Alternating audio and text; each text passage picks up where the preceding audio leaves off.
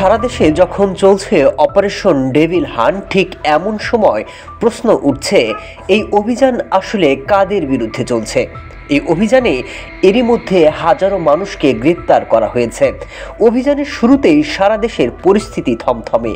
তাহলে কোন পরিকল্পনায় এগিয়ে যাচ্ছে যৌথ বাহিনী? এরই মধ্যে যৌথ অভিযান নিয়ে চূড়ান্ত ছক কষেছেন নিরাপত্তা বাহিনীরা।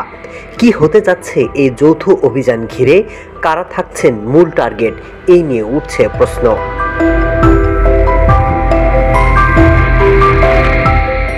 দর্শক, তার আগে মনে করিয়ে দিই অপারেশন ক্লিন হার্টের কথা। 2002 সালের অক্টোবর মাস বিএনপির নেতৃত্বে 4 দলীয় জোট সরকার ক্ষমতায় এসেছে 1 বছর হলো। দেশে তখন আইন শৃঙ্খলা পরিস্থিতির চরম অবনতি। মধ্যরাতে মোবাইল ফোন নেটওয়ার্ক বন্ধ করে দিয়ে অভিযান শুরু হয়। সেনা অভিযান শুরুর আগে পুলিশকে কিছুই জানানো হয়নি। প্রথম দিনের অভিযানে প্রায় 1400 জনকে গ্রেপ্তার করা হয়, যাদের মধ্যে বেশিরভাগই ছিল বিএনপির নেতাকর্মী। অভিযান শুরুর পর দেশের বিভিন্ন জায়গা থেকে বিএনপির নেতাকর্মীরা পালিয়েও যান।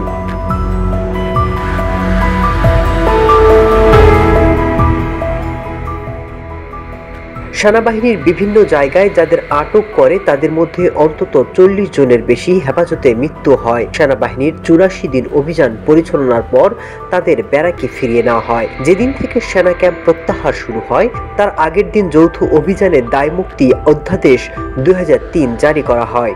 এর মাধ্যমে অপারেশন ক্লিন হার্টের অবসানও ঘটে। তৎকালীন বিভিন্ন সংবাদপত্রে প্রকাশিত খবরের মাধ্যমে জানা যায়, অপারেশন ক্লিন হার্ট চলাকালে 12,000 ব্যক্তিকে গ্রেপ্তার করা হয়। এছাড়া 2,000 আগ্নেয়াস্ত্র এবং 30,000 রাউন্ড গুলি উদ্ধারও করা হয়।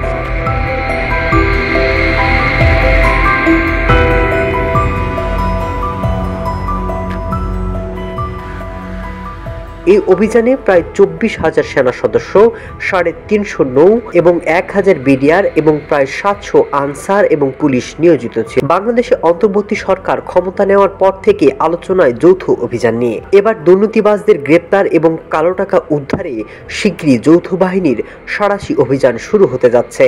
আর এখানে প্রশ্ন উঠছে, এবার তাহলে কার পালা?